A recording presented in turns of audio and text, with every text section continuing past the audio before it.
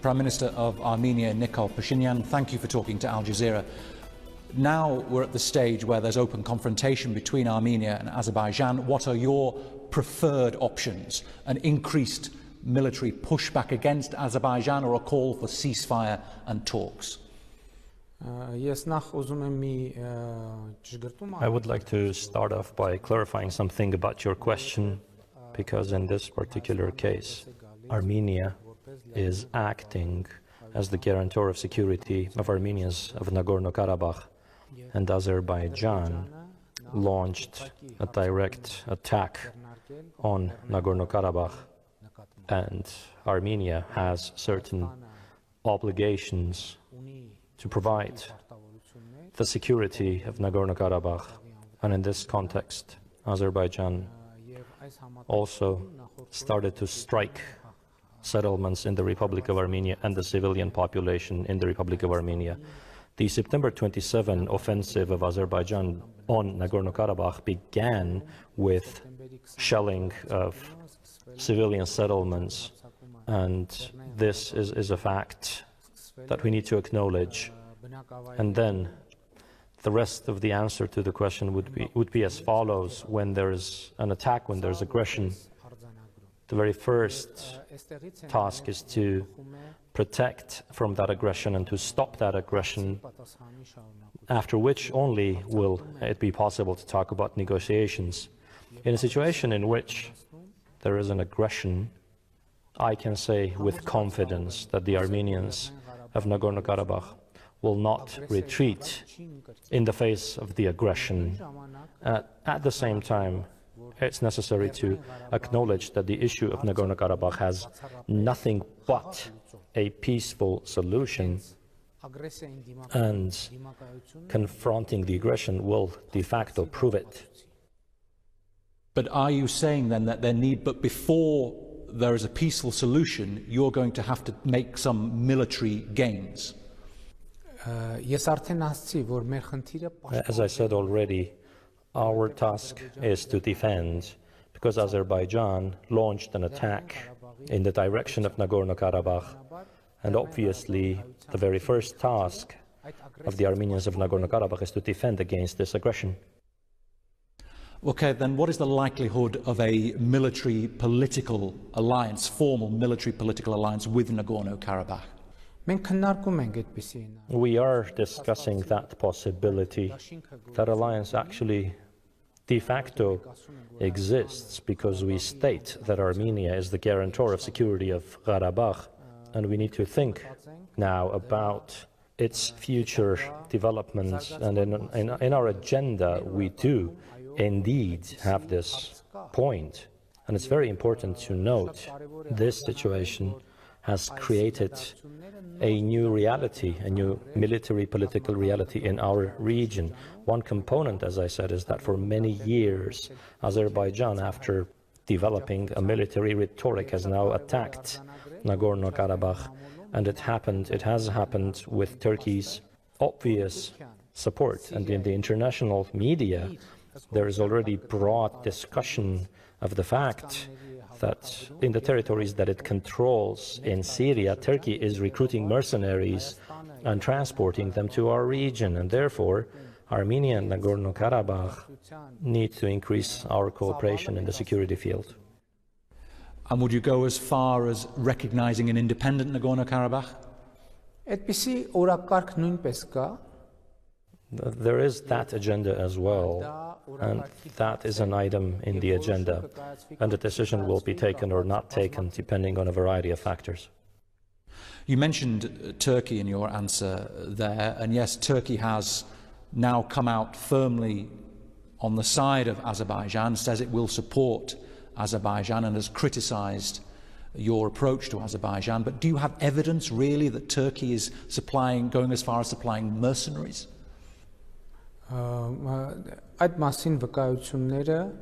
The evidence of that is appearing in the international media day after day, one after another, in reputable sources such as The Guardian, Reuters. The relatives of these mercenaries are telling the stories, their family members are telling the stories.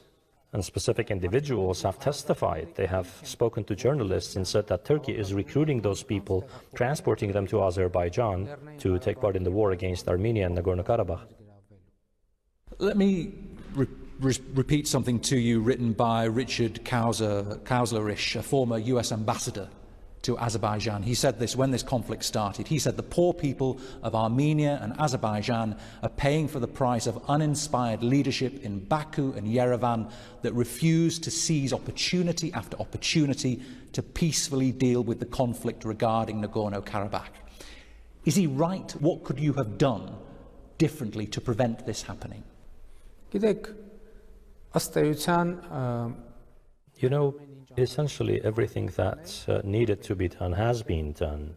When I entered the office of the Prime Minister of the Republic of Armenia, I proposed a formula as a basis for my policy on the Nagorno-Karabakh issue, saying that we have to agree that any settlement, any solution to the conflict has to be acceptable to the people of Armenia, to the people of Nagorno-Karabakh, and to the people of Azerbaijan. And this formula is something which I proposed as a basis for settlement of the conflict. Unfortunately, Azerbaijan, starting from the mid-2000s, has essentially been advancing the military philosophy and policy as an option for resolution, and is refusing in any way to engage in mutual concessions.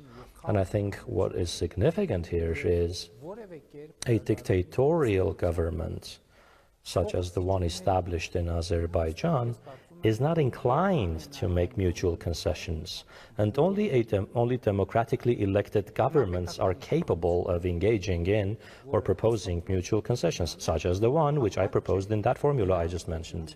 And instead, in return, the president of Azerbaijan essentially said that the solution of the Karabakh issue can happen only and only within the frames of Azerbaijan's territorial integrity, which means that the issue of Karabakh would return to the status quo where it began in 1988, in the days of the Soviet Union. Therefore, it would be impossible to resolve any conflict by returning it to the point where it began.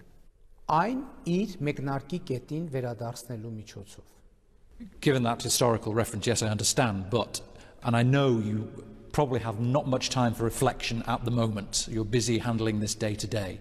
But have you looked back and said, why have we got to where we are today? Could I have done something differently that would have stopped this outbreak of violence and this loss of life? For that, there is only one option: to yield to Azerbaijan's blackmail and threats, which for Armenia and Nagorno-Karabakh cannot be acceptable. Here is one example. Going to some well-known events in world history, you could ask, what could the US government have done to prevent 9/11 from happening? And if this comparison seems to you like an exaggeration, I would tell you that just 2 months ago, official representative of the Azerbaijani Ministry of Defense threatened to strike the Armenian nuclear power plant. What needs to be done? What is it that needs to be done to keep somebody from uttering those threats? Well, look, when you came to power after the Velvet Revolution, particularly from Azerbaijan, we were hearing there were high hopes that after your predecessor there would be a move towards peace, and it's just not happened. You have, well, from their perspective, not delivered what they hoped you would. After the revolution that took place in Armenia, there was a lot more hope in Azerbaijan that the wave of democratization would also reach Azerbaijan. But those hopes were not fulfilled because the president of Azerbaijan continuously uses the Karabakh issue to justify his dictatorial rule. When the Velvet Revolution happened in Armenia, in Azerbaijani society, more hope emerged that a similar revolution would also occur in Azerbaijan. But to prevent that revolution and to carry on with the dictatorial rule, Azerbaijan intensified its bellicose rhetoric, which led to today's situation. You've been on the phone a couple of times with Vladimir Putin. How have those conversations gone? Can you let us into the tone, the measure, the content of those conversations? Ռուսաստանը ես այս ընթացքում հեռախոսային խոսակցություններ եմ ունեցել Over this time, I've had phone calls with the President of France, the Chancellor of Germany, with the President of the Islamic Republic of Iran, with the UN General Secretary, twice with Vladimir Putin. I had 2 phone calls, but I think I will be having more phone calls with the French President and other leaders, and we discuss the ongoing situation. We discuss the development of events, and we discuss the possibilities of our cooperation in that respect. But the one that matters is Vladimir Putin. What he thinks, what he says, is the one that matters most to you, isn't it? Ռուսաստանը ԵԱԿ Մինսկի խմբի Russia is a co-chair country of the OSCE Minsk Group, and with Russia, Armenia has deep partnership in the security field, including the fact that there's a Russian military base in Armenia, and there are certain treaties in effect, which are in force, in effect, and perhaps the agenda of our discussions is more diverse in that respect. Well, do you want Moscow to be neutral? For Azerbaijan, they have had Recep Tayyip Erdogan has clearly stated his support for Azerbaijan. Would you like to see something similar come from Vladimir Putin in your favor? Գիտեք մենք Well, you see, here's our position that, first of all, Russia, as a co-chair country of the OSCE Minsk Group, should take all measures for security and peace in the region and for resolution of the Karabakh conflict. Russia has, with Armenia, commitments in the security field, and to be precise, cooperation in the security field, and that is one of the items in our agenda. Would you want to see Russian peacekeepers, for example, in Nagorno-Karabakh? Well, you see, those issues could be discussed in the context of the wider resolution within the OSCE Minsk Group co-chairmanship. President Aliyev says that you've been provoking him. You've been allowing the Armenian diaspora to settle in Nagorno-Karabakh. You've been encouraging it. He's been left with no option. They have this long list of grievances. It's their territory. You've done nothing to try and resolve this conflict. So that is why we are where we're at today.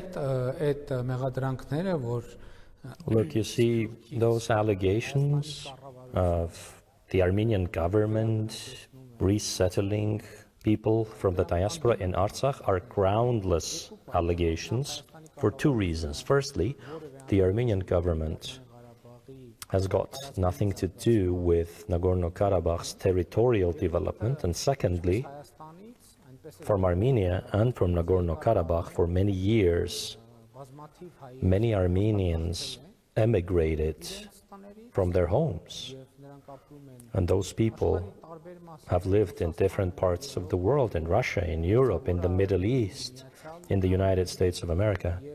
And I do not preclude that some of those people might return to live in their homes. To portray it as something unusual would be illogical. Provocation, not unusual. The president says it's not unusual to allow people to go back. It's a provocation. You're provoking. Well, you see, if anyone after 15 or 20 years ago emigrated from their homes, or 30 years back emigrated from their homes, and are returning to their homes to live in their homes, is that provocation? What is provocative about it? Could you explain to me? Well, then you have also the allegations of the war crimes committed by the Armenian forces back in the late 80s and early 90s in Nagorno-Karabakh that the European Court of Human Rights has catalogued, and again a failure to address those issues. No, that's a misunderstanding. Where did you get that? Where's that information coming from? It's just Azerbaijani propaganda. It's another one of the tools of Azerbaijani propaganda, because in the European Court of Human Rights there are other judgments and decisions that actually blame Azerbaijan for specific and concrete crimes. We can also look at the infamous case of Ramil Safarov, the Azerbaijani officer who was taking part in together with Armenian officers, they were taking part in a training course of NATO, and he killed an Armenian officer in his sleep with an axe. For many years, Azerbaijan was developing anti-Armenian propaganda, and this is one of the consequences. And that act happened in Hungary, in Budapest. The court of Budapest convicted Safarov to life in prison, after which, after serving 8 years in prison, he was extradited to Azerbaijan, where Aliyev issued an order releasing him, and there was a process of nationwide glorification of the person. This one episode really illustrates the whole history of the Karabakh conflict. The context of today's events is also described with this. Today, many Ramil Safarovs have attacked people who were sleeping peacefully, numerous Armenians. This is the story that is happening. Maybe on top of all of that, though, we can say that the UN General Assembly demands the unconditional withdrawal of all Armenian forces from the occupied territories of Azerbaijan and... Wait 1 second, please. I beg your pardon. Have you actually read the Security Council resolutions? If you've personally read it, it's very important that whatever we're referring to, whatever we're citing, we should read what the text says. And that text says the following: that Azerbaijan violated the ceasefire agreement, and the situation that subsequently emerged was a consequence of breach of the internationally reached commitments of Azerbaijan. That's very important. That resolution which you cite actually refers to a specific event at a specific point in time. After that, the OSCE Minsk Group co-chairmanship was formed, and all nuances of the Karabakh issue have been discussed in that forum. In the negotiations which happen in the frames of the OSCE Minsk Group, it is in those negotiations, as it is a result, it is these negotiations that should result in solving all the issues. Okay. Last year, Prime Minister, August 2019, you went to Nagorno-Karabakh and you told the crowd there, Artsakh is Armenia, period, leading those crowd in chants for unification. Do you regret that now in retrospect? Was that the right thing to do then? We should again note the facts. As I told you already, I proposed a formula, and I proposed that we should undertake to seek solutions that will be acceptable to the people of Armenia, to the people of Karabakh, and to the people of Azerbaijan. And I was the first leader involved in this conflict who said that any solution of the Karabakh issue should be acceptable also to the other side. And the meaning of the proposed formula was to get the Azerbaijani president to adopt a similar approach so that we could have a totally different and new situation in the negotiations of the Karabakh issue. In response to that, the president of Azerbaijan continued the bellicose statement by saying that the issue of Nagorno-Karabakh has only one solution, and that is Karabakh is a part of Azerbaijan. And I noted, and I made a statement to illustrate that the approach of the Azerbaijani president is impermissible given especially that in 1988, the autonomous region of Nagorno-Karabakh, through its Supreme Council, expressed the will to join Armenia, the Republic of Armenia. Besides, I would like to highlight that Nagorno-Karabakh cannot be Azerbaijan for a simple reason. At the time of the collapse of the Soviet Union, just like Azerbaijan gained independence from the Soviet Union, in exactly the same manner, the autonomous region of Nagorno-Karabakh exercised its rights, constitutional and legal right of the then Soviet Union to gain independence from the Soviet Union. And Azerbaijan's position on the Karabakh issue boils down to restoring, or to a need to restore the Soviet-era status quo, which is simply impossible. Prime Minister, time is against us, but one question before we finish on the domestic situation. You remain very popular, and the popularity that brought you to power during the Velvet Revolution is still there. Not as popular as you were, we understand. There have been some small protests against tax policy, tax reform, calls for the education minister. I'm sorry, did you do an opinion poll? No, I'm just reflecting what we've seen in local coverage. You are popular, I give you that, Prime Minister. You remain very popular. No, I'm not insisting. I'm just trying to say that the protests happened the day after I was elected Prime Minister. So, oh, by the way, in a democratic society, protests, demonstrations, assemblies are not strange. It would be good, for instance, if Azerbaijan had protests under the same circumstances in the same environment as Armenia. Let me just very quickly finish the question, though, the point being that, and also we have to mention that the COVID infection rate is very high here, and you've had a big challenge getting on top of that. The question is, do you worry for your own popularity that if you mishandle this conflict, if it doesn't go your way, then you yourself are going to suffer in your position as Prime Minister? Well, you see, I reached the position of the Prime Minister not to defend my popularity, but to serve the national interests of my country and my people, and to defend the dreams of my people and my country. So along this path, I'm absolutely not interested in my person. Prime Minister of Armenia, Nikol Pashinyan, thank you very much for talking to AlJazeera. Yes, sir. Thank you.